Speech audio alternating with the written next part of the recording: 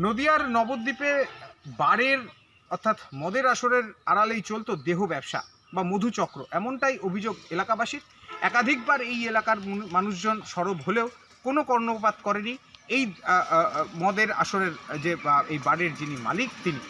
এরপর এলাকাবাসীরা আজ সেখানে গিয়ে আন্দোলন করেন এবং পরবর্তীতে ঝাঁটা হাতে তারা আন্দোলন করেন। রীতিমতো সেই বারে তালা লাগিয়ে দেওয়া হয় এবং এই ঘটনায় তারা জানাচ্ছেন একাধিকবার এই ঘটনা জানানো সত্ত্বেও পাশে যেহেতু এলাকা রয়েছে, সাধারণ মানুষ বসবাস করেন, সেক্ষেত্রে একটি বাজে পরিস্থিতি তৈরি হয় এবং রীতিমতো যুব সমাজ নষ্ট হচ্ছে এই সমস্ত কারণে।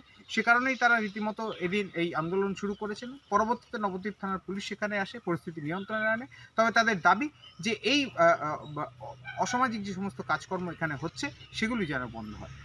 আমাদের মদের দোকান আছে, এখানে মদ বিক্রি করে, আমাদের ছেলে মেয়ে সব খারাপ হয়ে যাচ্ছে, এই জন্য আমরা এটা বন্ধ করতেই চাই। এটা কোন জায়গা? গৌরনগর। আজকে আপনারা কি করলেন? এইখানে শুধু তালাই মেরেছি। তালা মেরেছেন? হ্যাঁ। পুলিশকে জানিয়েছেন? হ্যাঁ, পুলিশে জানিয়েছি। এসছে পুলিশ? হ্যাঁ, পুলিশ এসছে।